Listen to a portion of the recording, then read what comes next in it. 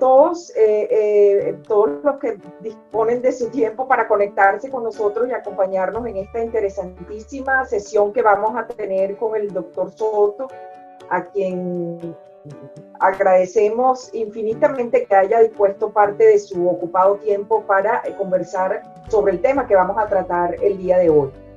Me permito presentar un breve resumen curricular del doctor Carlos Soto Coaguila.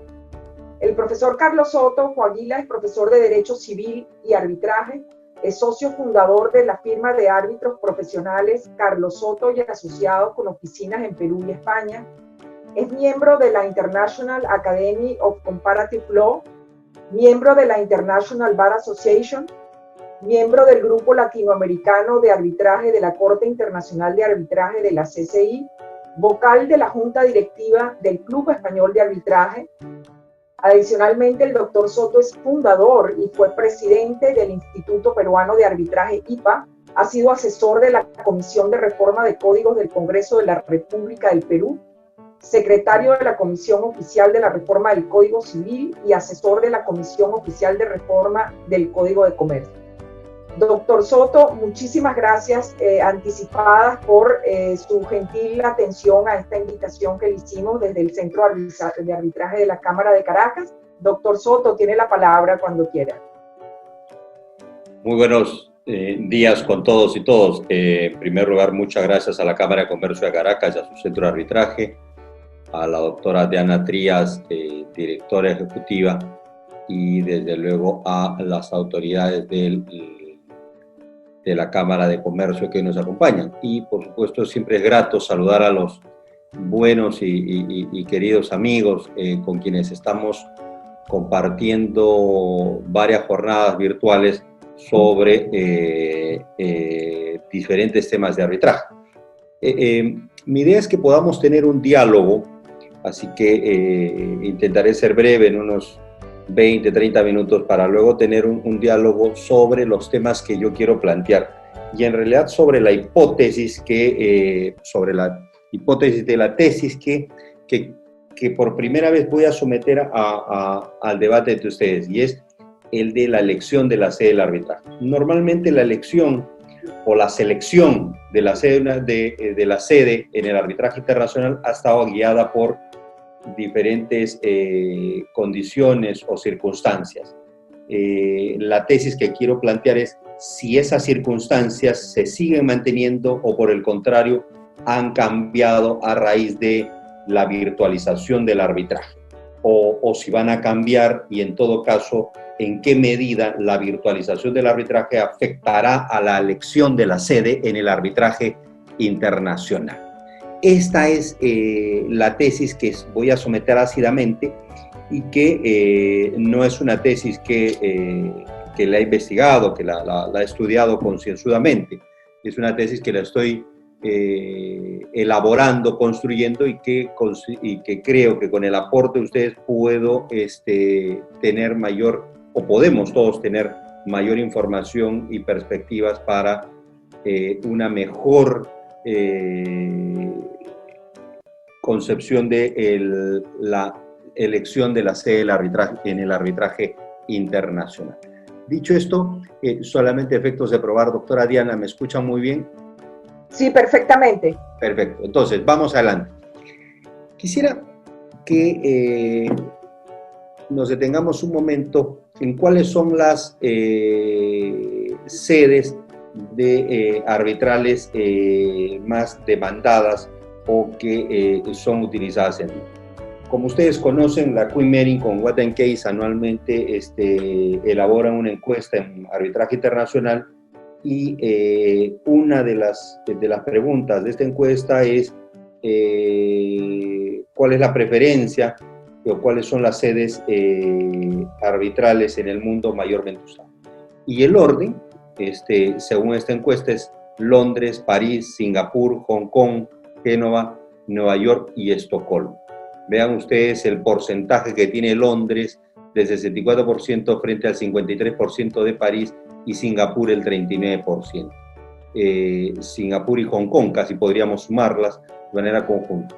No aparece desde luego ninguna sede en América Latina. No estoy incluyendo dentro de América Latina a Nueva York, porque Nueva York es más América de Estados Unidos, que representa también una parte importante, pero es casi una tercera parte de la preferencia que tiene Londres o París. Esto ya nos da un big picture de cuáles son las sedes que en materia de arbitraje internacional son elegidas o las partes se sienten más cómodos arbitrando en estas sedes.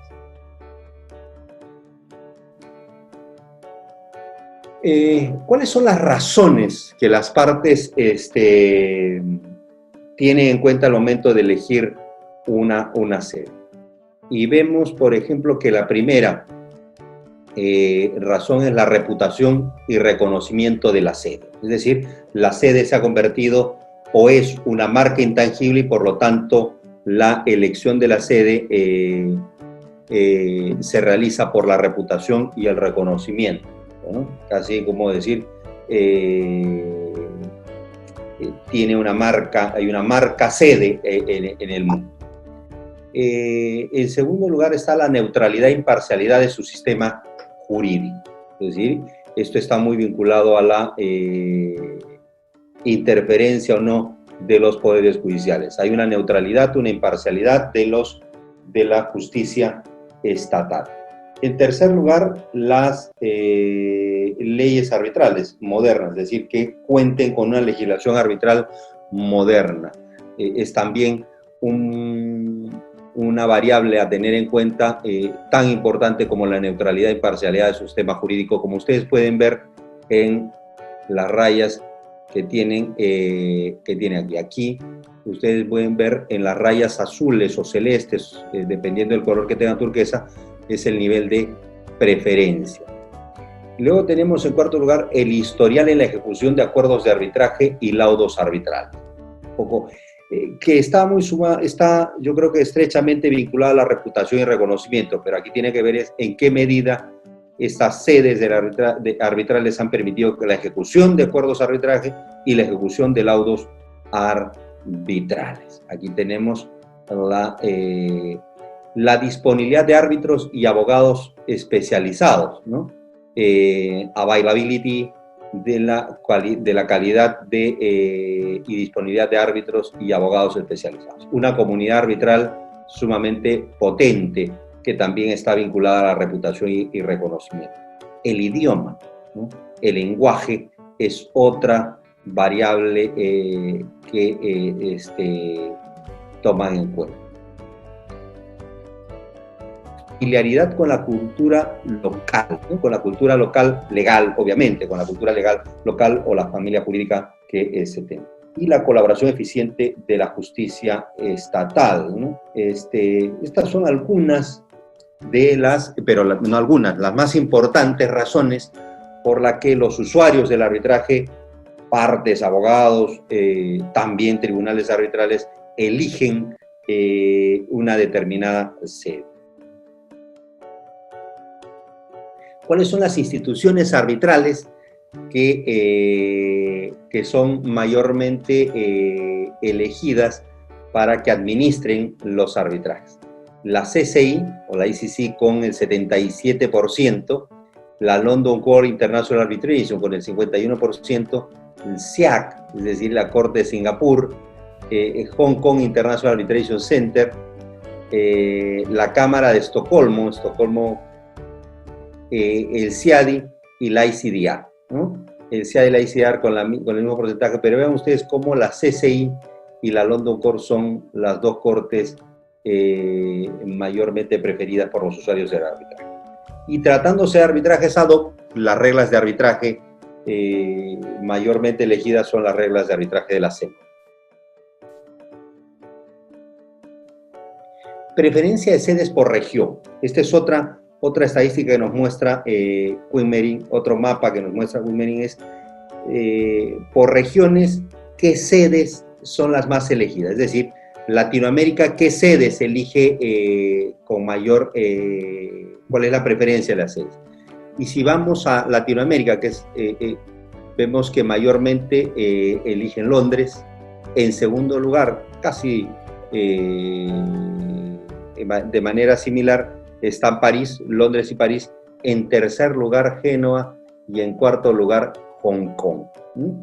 Creo que en todo el continente, Londres y París son las sedes mayormente requeridas, y la diferencia está entre Génova y Singapur o Hong Kong, donde vemos una variante. Pero esto ratifica que nuestros países latinoamericanos pues o eligen como sede Londres o eligen como sede París o Nueva York. Nueva York como sedes de arbitraje.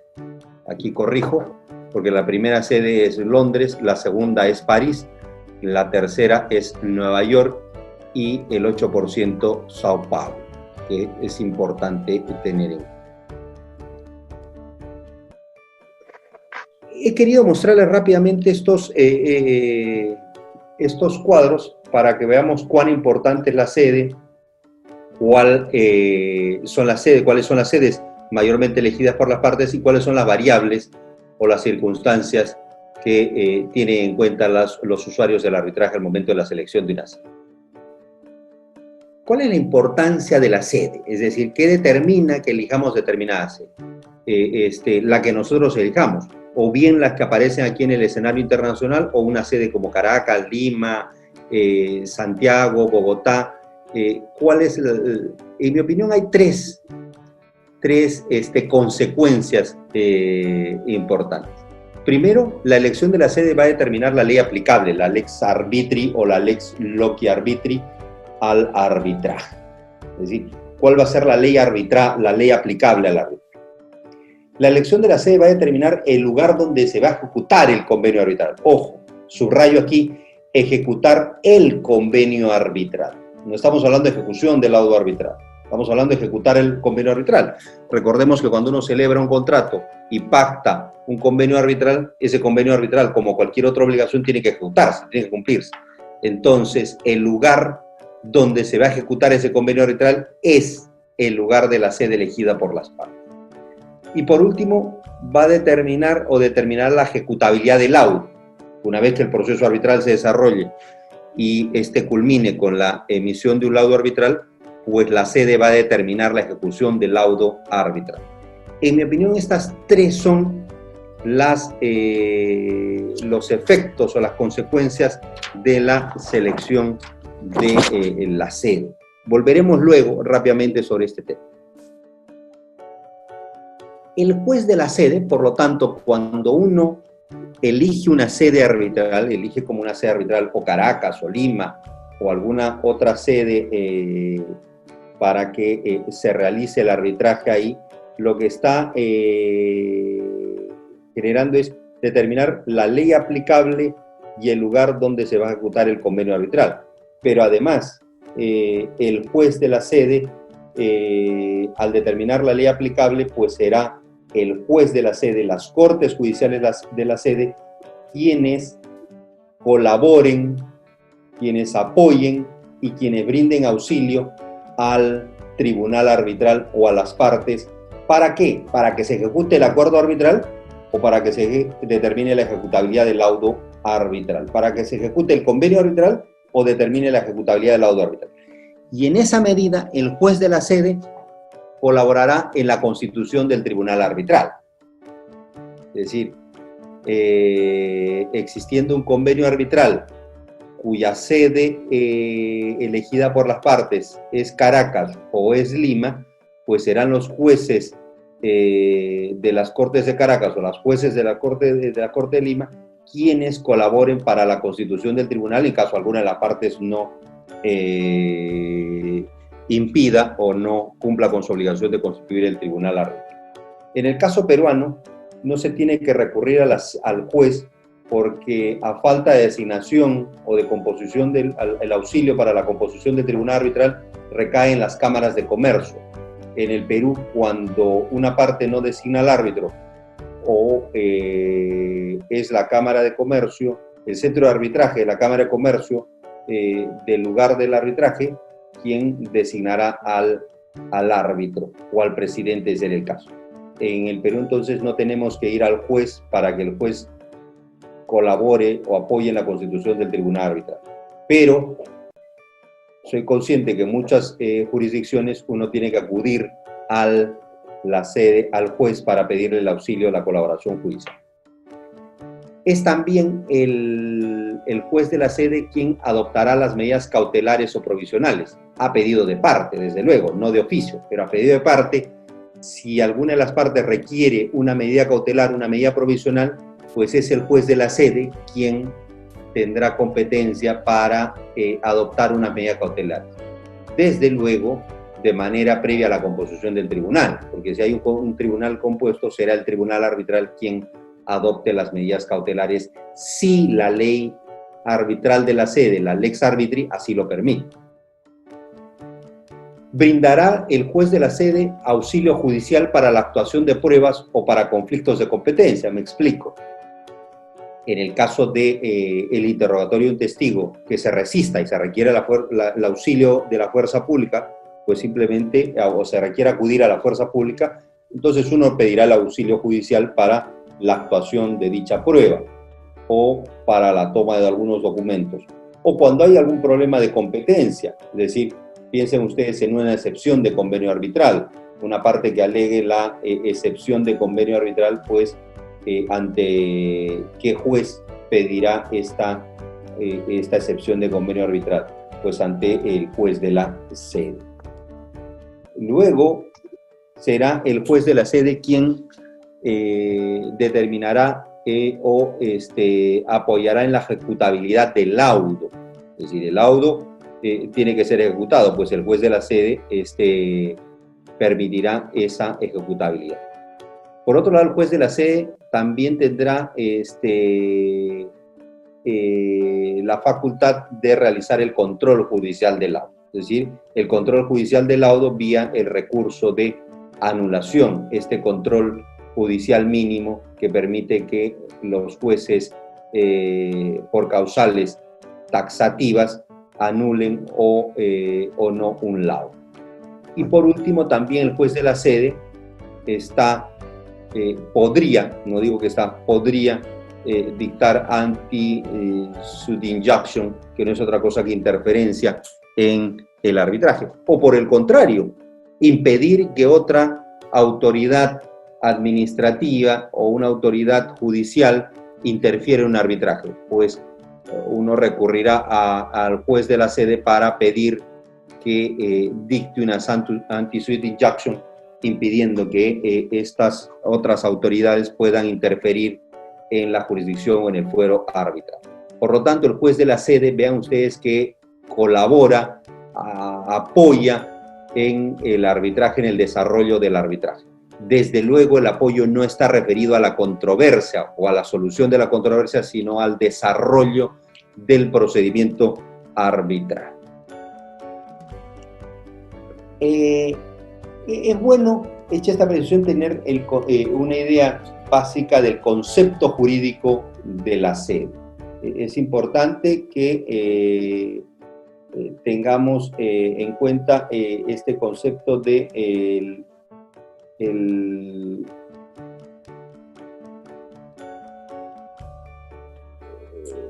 cuál es este concepto jurídico, cómo debe entenderse jurídicamente la sede en el arbitraje.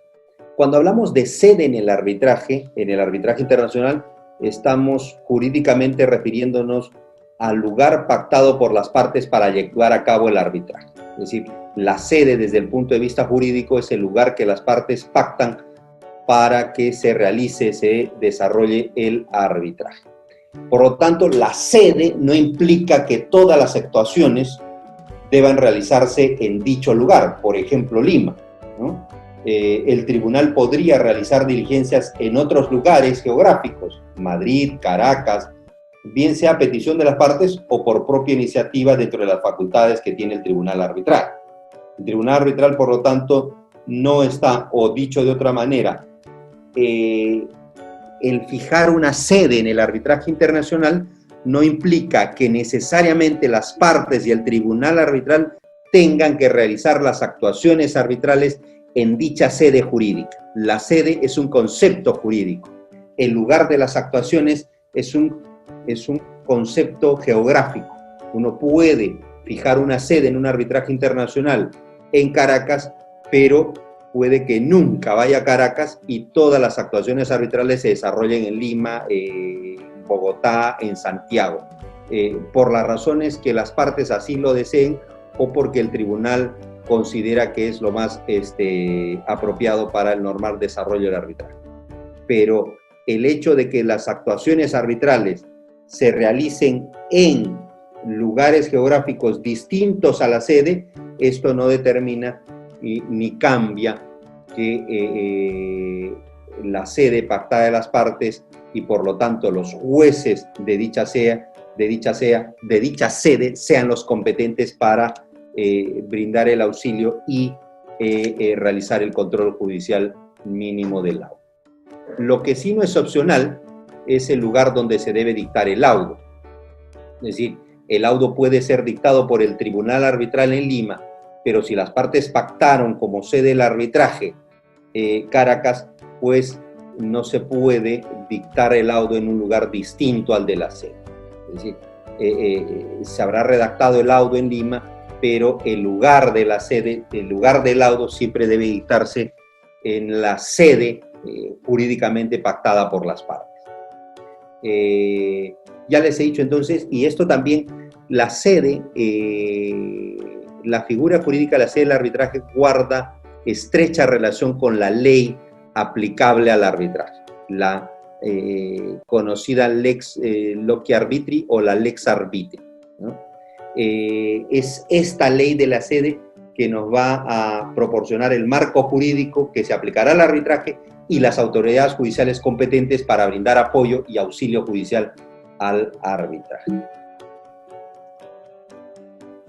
Es conveniente en este escenario también comentarles que hoy día existe todo un debate en la doctrina jurídica y que tiene implicancias prácticas en torno a al dilema de la localización o la deslocalización del arbitraje.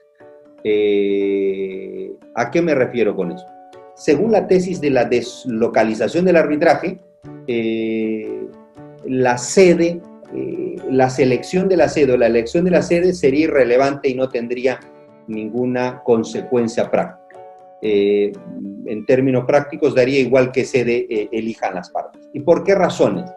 En opinión de esta tesis, señalan que conforme se ha aplicado en algunos casos la Convención de Nueva York y la ley modelo de UNCITRAL, la Convención de Nueva York en el artículo 6 y la Convención modelo de UNCITRAL en el artículo 36.1, permiten la ejecución del laudo arbitral a pesar de el recurso a anulación del laudo en el país. Dicho de otro modo, hoy día, no digo que sea posible como regla general, si fijamos como sede del arbitraje Caracas y luego de la emisión del laudo, el Poder Judicial de Caracas o una parte solicita la anulación del laudo ante las Cortes Judiciales de Venezuela, nada impide para que la parte beneficiada con el laudo pueda solicitar su ejecución en otro país signatario de la Convención de Nueva York, ¿no? Y esto se ha fundado en el artículo 7 de la Convención de Nueva York, en base a la cual se prevalece el derecho interno sobre el texto internacional, ¿no?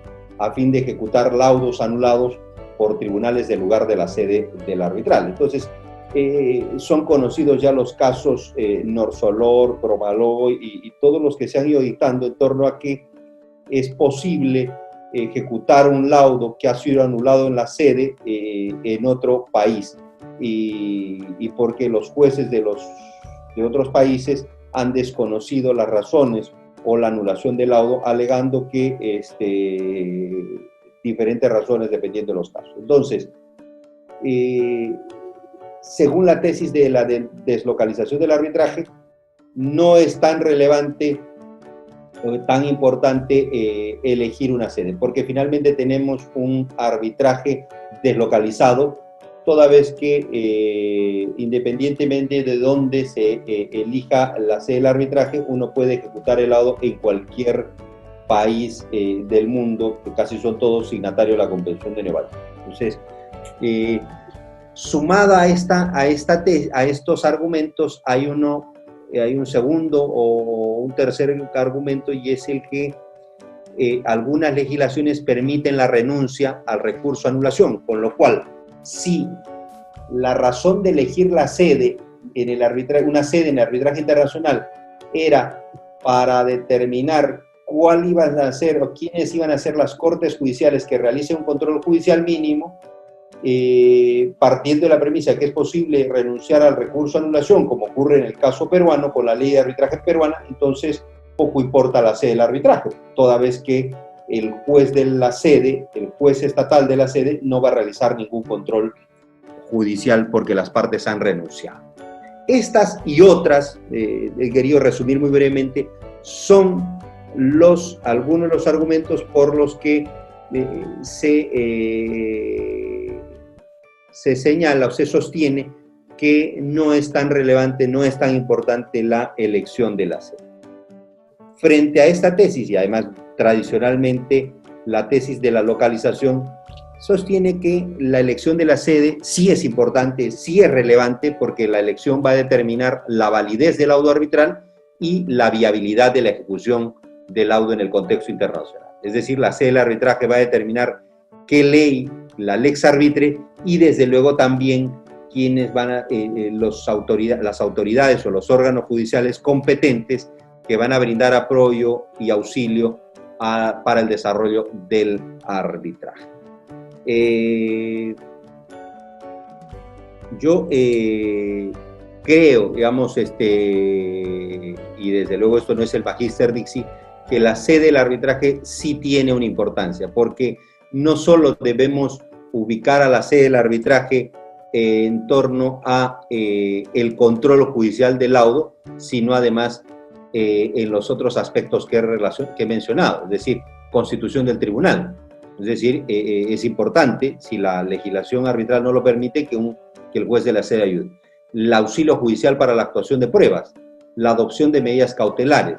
Es decir, no solo el Poder Judicial o el juez de la sede realiza un control judicial del laudo a través de llamado recurso a anulación, sino que además colabora y brinda auxilio en otras áreas que el arbitraje requiere. Por lo tanto, en mi opinión, si bien la tesis de la deslocalización del arbitraje tiene argumentos muy importantes y sólidos, creo que la elección de la sede, la selección de la sede, todavía tiene relevancia, todavía tiene vigencia e importancia. Dicho esto, entonces, continuemos de qué es la elección de la sede, y la selección de la sede, desde luego, está en manos de las partes. Son las partes del arbitraje quienes, sobre la base de su autonomía, la voluntad, pueden elegir libremente la sede que ellos prefieran. ¿Cuáles son los criterios? Ya hemos visto en la encuesta de la Queen Mary cuáles son los criterios que las partes toman en cuenta o tienen en cuenta al momento de elegir una sede. Reiterarles que no debe confundirse el lugar legal, la sede jurídica del arbitraje, con el lugar donde una o varias audiencias se realicen.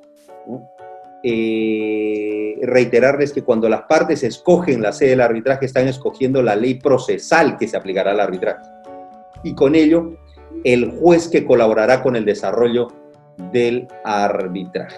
Es muy importante entonces que se tenga en cuenta. Vean ustedes que no solo volveré más adelante sobre esta idea, no solo escogen la ley procesal, la ley arbitral, sino además el juez o los órganos jurisdiccionales estatales que colaborarán con el desarrollo del arbitraje. No todos, simplemente hay ciertos límites a la autonomía de la voluntad. No todos los reglamentos permiten que las partes puedan convenir o elegir la sede. Por ejemplo, en el reglamento de arbitraje de Hamburgo en materia marítima hay limitaciones, pero la regla es que casi todos los reglamentos arbitrales permiten que las partes puedan elegir la sede. Y aquí entro ya al tema, ¿cuáles son las condiciones, los requisitos, las variables que un país debe tener para ser una sede amigable de arbitrajes internacionales? He querido resaltar, y luego les diré por qué están en negro y en rojo, pero antes del COVID y antes de la virtualización del arbitraje, estas condiciones, estas circunstancias o estos requisitos son los que las partes tenían en cuenta o se recomendaba que un país tenga en cuenta para convertirse en una sede amigable de arbitrajes internacionales. ¿Okay? Pero luego nos preguntaremos si estas condiciones se mantienen hoy día en una virtualización, en un contexto de virtualización del arbitraje. Primero, ese país debía contar con una legislación arbitral moderna, es decir, y desde luego fundada o construida sobre la base de la ley modelo de UNCITRAL. Obviamente ya casi todos los países civilizados han adoptado leyes de arbitraje modernas inspiradas en la ley modelo UNCITRAL. Los pocos países que quedaban en Latinoamérica, como Argentina y Uruguay, que no contaban con leyes de arbitraje, hoy día ya cuentan con leyes arbitrales. Eso nos va a permitir que porque finalmente la lex arbitri y la lex procesal es esta legislación arbitral. Es esta legislación arbitral la que va a permitir el desarrollo del proceso arbitral. El país sede tiene que ser signatario de la Convención de Nueva York, por lo menos. En el caso de América Latina, además tenemos la Convención de Panamá y la Convención de Montevideo. Pero si se es signatario de la Convención de Nueva York, pues es suficiente, porque la Convención de Nueva York es nuevamente una norma internacional que permite el reconocimiento y la ejecución de laudos arbitrales en todos los países que son miembros de la Convención de Nueva York. En tercer lugar, este país debe contar o debe tener un poder judicial respetuoso del fuero arbitral. Un poder judicial que entienda que el arbitraje es una jurisdicción, que entienda que el arbitraje, que no debe interferir en el arbitraje, que entienda, comprenda y respete la competencia, el competence diríamos nosotros, del tribunal arbitral. Y que, si bien el poder judicial de ese país sede ejerce un control judicial vía el recurso de anulación, que ese control judicial está limitado a causales tasadas y que está limitado a un control judicial mínimo que de ninguna manera habilita o faculta a los jueces de la sede del arbitraje a revisar el fondo de la controversia, porque no son jueces de apelación, y ni desde luego a revisar las motivaciones, los argumentos, las argumentaciones o el razonamiento jurídico realizado por el tribunal arbitral. Adicionalmente, y también no menos importante, se exigía como condiciones que ese país cuente con una comunidad arbitral competente y capacitada. ¿A qué me refiero? Que exista una comunidad de árbitros con una visión internacional, que entiendan cómo funciona el arbitraje internacional, que entiendan cómo se aplica y las normas que contiene la Convención de Nueva York, que entiendan cuál es el funcionamiento de un procedimiento arbitral internacional. Lo mismo que abogados o counsel, es decir, se requiere de despachos jurídicos, de firmas jurídicas especializadas, competentes y que se encuentren a la altura de las circunstancias o de los requerimientos para brindar los servicios legales que los usuarios del arbitraje internacional requieren. Instituciones arbitrales también potentes, es decir, las instituciones arbitrales que del país sede de arbitrajes internacionales tienen que contar con reglamentos arbitrales modernos, íntimamente relacionados, que no sean discordantes con las leyes arbitrales modernas de su país ni la ley modelo UNCITRAL. A modo de ejemplo, si la ley arbitral del país no exige requisitos para que un profesional se desempeñe como árbitros, mal haría una institución arbitral en exigir algún requisito adicional para que alguien se desempeñe como árbitro que no exige la ley modelo, la ley arbitral. Por ejemplo, ¿no? Que sean árbitros colegiados en la barra de abogados. Pues esto lo que va a hacer es restringir la participación, o lo que hacía era restringir la participación de árbitros internacionales. Y no solo árbitros internacionales, también podía darse el caso de abogados venezolanos, por poner un ejemplo, que por diversas razones no se colegiaron, no se matricularon en la barra de abogados de Caracas por diversas razones, pero que nada impide que, o no los excluye de estar habilitados competentemente para atender o intervenir como árbitro. Entonces, a eso me refiero. Instituciones arbitrales con reglamentos arbitrales modernos y, desde luego, instalaciones e infraestructura a la altura de cualquiera de las sedes arbitrales. Peritos y traductores, es decir, contar con peritos tratándose de cuestiones técnicas de ingeniería o de construcción o económicos, pues también tener los profesionales, ya no abogados, sino hay economistas, ingenieros, que puedan intervenir en el proceso arbitral. Y traductores, tratándose de documentos o de audiencias en diferentes idiomas, pues se requiere de transcript y de traductores competentes. En quinto lugar, que ese país no imponga restricciones para la actuación de pruebas o testigos, ¿no? Porque si un país imponía restricciones para la actuación de pruebas y de testigos, pues simplemente ese país no era considerado como una sede amigable de arbitrajes internacionales.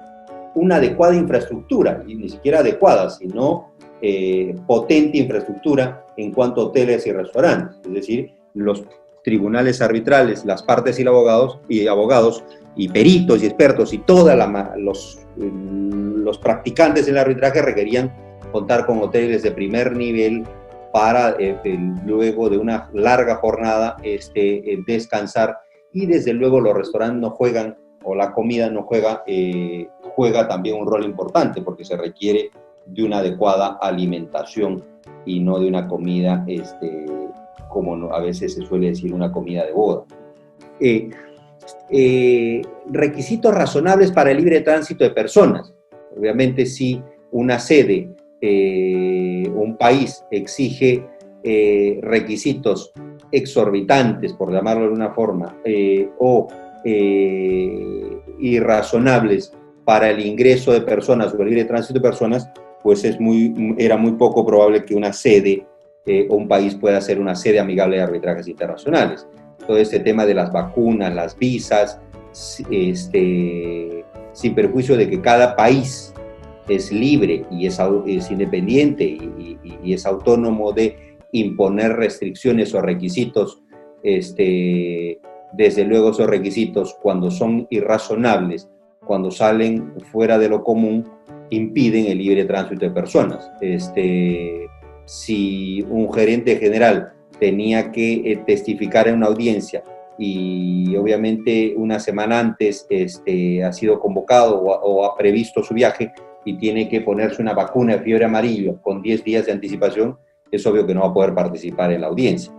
Y ni qué decir si tenía que sacar algunas visas. Por ejemplo, en el Perú, las visas para el Reino Unido, para Londres, uno deja los pasaportes en la embajada y son remitidos, creo que a Chile, no estoy bien, y los pasaportes, y luego regresan. Es decir, no todas las embajadas en los diferentes países tienen la infraestructura y cuentan con la facilidad para obtener las visas correspondientes. Un servicio de aduanas eficiente, es decir, normalmente cuando se remitían documentos, que normalmente en el arbitraje no es un sobre, sino son cajas, pues si ese servicio de aduanas impide el libre envío de documentos, pues tenemos un serio problema que es de logística y desde luego la seguridad ciudadana. Nadie a un país donde hay un conflicto armado, pues ello, o una delincuencia fuera de lo normal, es natural que esa sede no sea, o ese país, más que esa sede, ese país no esté dentro de las sedes amigables o a elegirse en el arbitraje internacional. Estas condiciones, estos requisitos, eran los que siempre se tenía en cuenta al momento de elegir una sede antes del COVID-19. Antes del COVID-19, si a mí como abogado me preguntaban qué país o qué sede tú sugieres, yo le decía, bueno, pasemos una revista a ver todos los requisitos y preguntemos si Caracas tiene todo esto, preguntemos si Lima tiene todo esto, preguntémonos si, cuál ha sido ese reconocimiento y ese de esta sede. Y uno va ya más o menos, tiene idea de qué sedes son amigables. Desde luego, uno no va a elegir una sede, por ejemplo, donde los poderes judiciales interfieren en el proceso arbitral, o bien porque mediante amparos o anti-suit injunction suspenden los arbitrajes. Eso, desde luego, era casi un dardo en el corazón del arbitraje.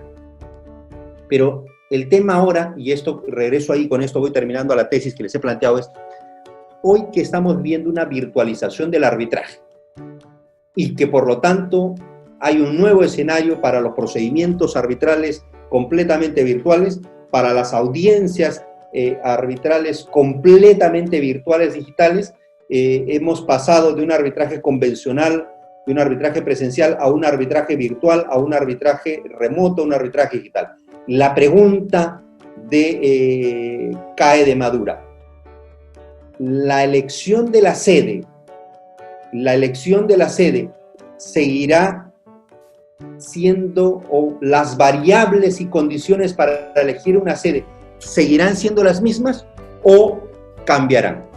Si el escenario de la virtualización, y esta es mi tesis, si el escenario de la virtualización del arbitraje que ya se ha dado se mantiene, no solo se mantiene, sino además se potencia la comunidad arbitral de cada país, centros de arbitraje, abogados, árbitros, peritos,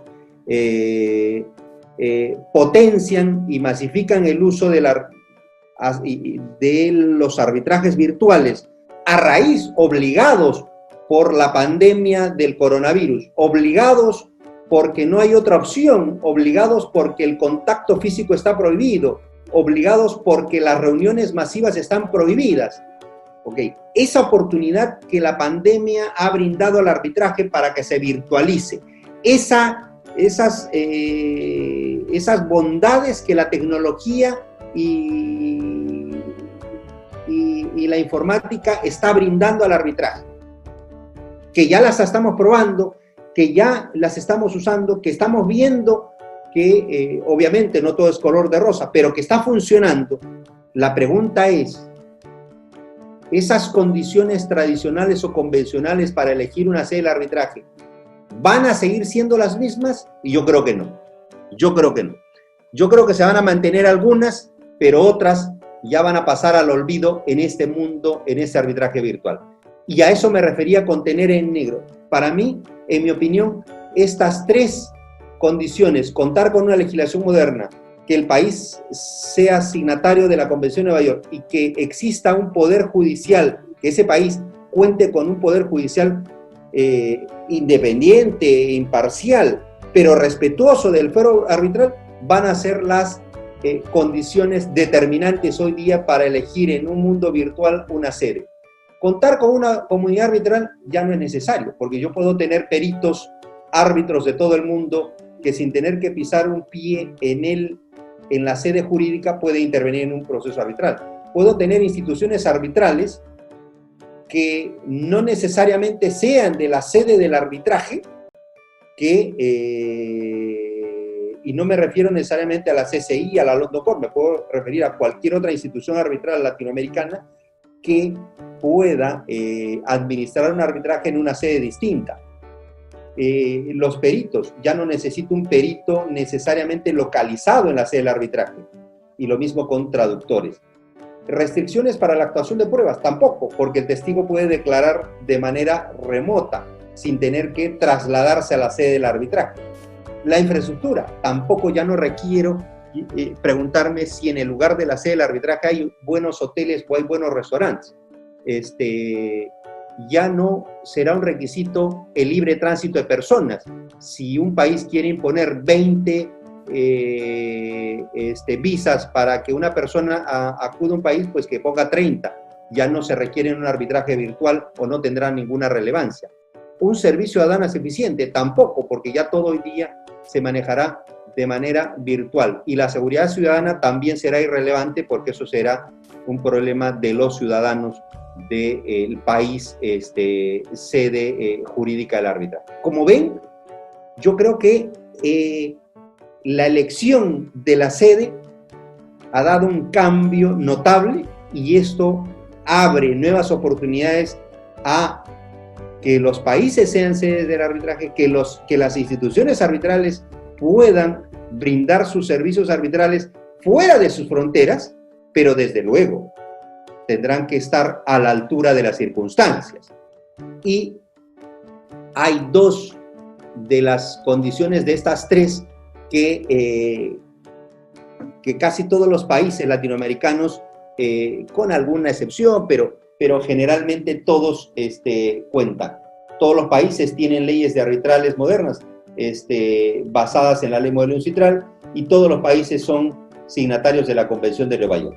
Pero sí tenemos todavía un problema con respecto a la interferencia, a la inferencia del Poder Judicial en torno al fuero arbitral. Y en mi opinión, va a ser el elemento detonante para que hoy, en una virtualización del arbitraje, se elijan o se seleccionen sedes arbitrales. Hemos visto entonces cuál es la preferencia de las sedes de arbitraje: London, París, Singapur, Hong Kong, Génova, Nueva York, Estocolmo.